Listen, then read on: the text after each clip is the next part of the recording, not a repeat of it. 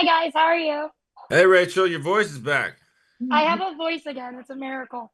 Uh, to start, sorry, Julia. The last time I met Brandon, I had zero voice, and so it was a whole bit. I'm glad But you're feeling better. thank you so much.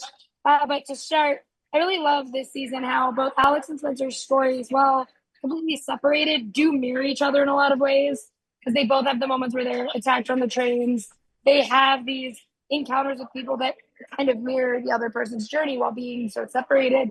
For both of you, how do those kind of moments help when you're trying to sell to the audience that these characters are still so in love with each other and fighting to get back together when we are not seeing them together in scenes?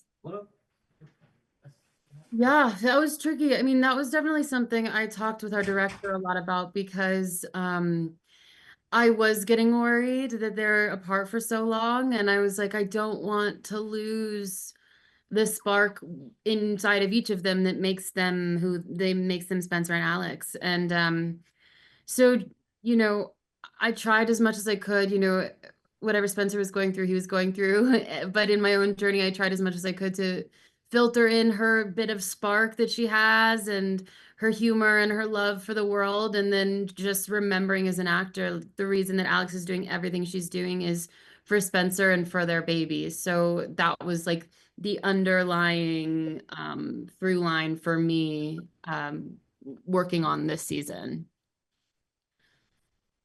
What about for you, Brandon? How was it kind of keeping that alive throughout the season? So then we do keep rooting for Alex and Spencer to end up back together at last.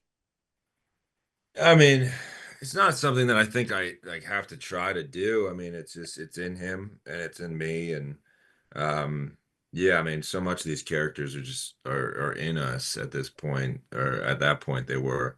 Um, you know, we had such a long break with the strike and everything. So we had it's this extra time for everything to mature and to sort of like look back and process our experience of season one, and hold on to it. And there's the anticipation of just getting to film again and to conclude the story, was all that you really need. It's not something I had to consciously sort of build in my mind or anything because it's so it's so there emotionally. Yeah, I 100% agree. And I do have to talk about one of my favorite things from this entire season, which is the mention of the Winchester house, because I love that weird ass house. I think it is such an interesting part of American history that we have this house that no one can really explain. When stuff like that gets thrown into scripts, do you guys go through the process of being like, okay, well, what's this new thing? Or are you kind of just like, you know what? Taylor knows what he's doing. I'm just going to listen to a speech about the Winchester house and know that some nerd like me is going to freak out about it getting shouted out on my delivery. Man, I love the Winchester house. I've spent a bunch of time there.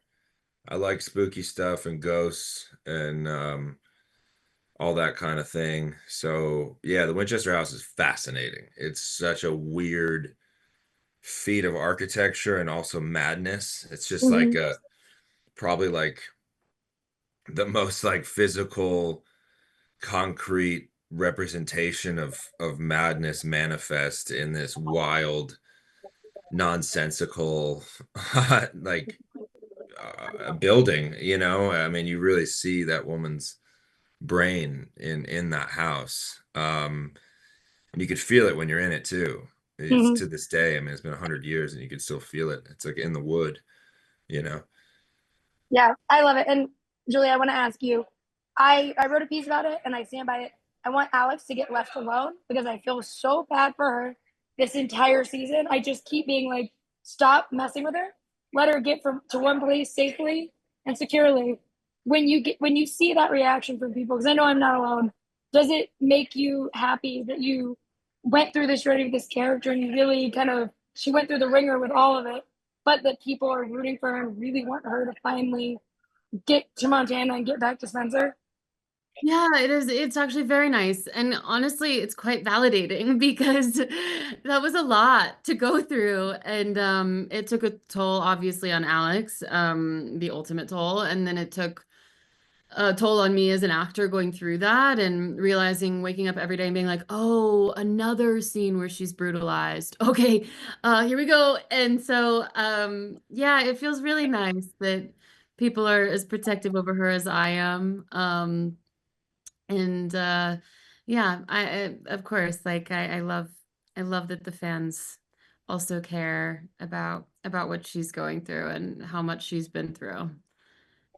And for my last question, I do love, I don't know what it is about me as a person. I haven't explored it, but I do love in media where it's like a woman finds out she's pregnant and the guy isn't there or doesn't know or he's dead or whatever it is. I think it's like a weird, cool character thing that we've been doing for years. When you guys found that out at the start of this season and kind of both knew, like, obviously Alex knows for a long time and gets to enjoy it and understand what's going on. How for you guys, both as actors, does that help you guys strengthen that bond between Spencer and Alex? Yeah, I mean, I think for me personally, I at the end of season one in episode 8 when she gets seasick, in my heart, I was like, she's definitely pregnant. So but yeah, I mean, I think for sure, she knows for a long time. I think for her, it's just one more concrete piece of evidence of how strong their love is, and then everything that she does this season to protect that baby and to get to where she needs to go. To not only now, it's not just about the two of them. It's like they've created something together that means so much more than the both of them and their own personal love story. And so I think it set the stakes higher for me, certainly, as Alex going into this season, and what she would be willing to go through to get back to him, certainly. Yeah. Well, I love this show very dearly. I love it a lot. And so thank you guys so much for talking with me today. And I can't wait for everyone else to get to see the end of 1923. Thank you so Thank much. you. Thank you guys. Have a great one.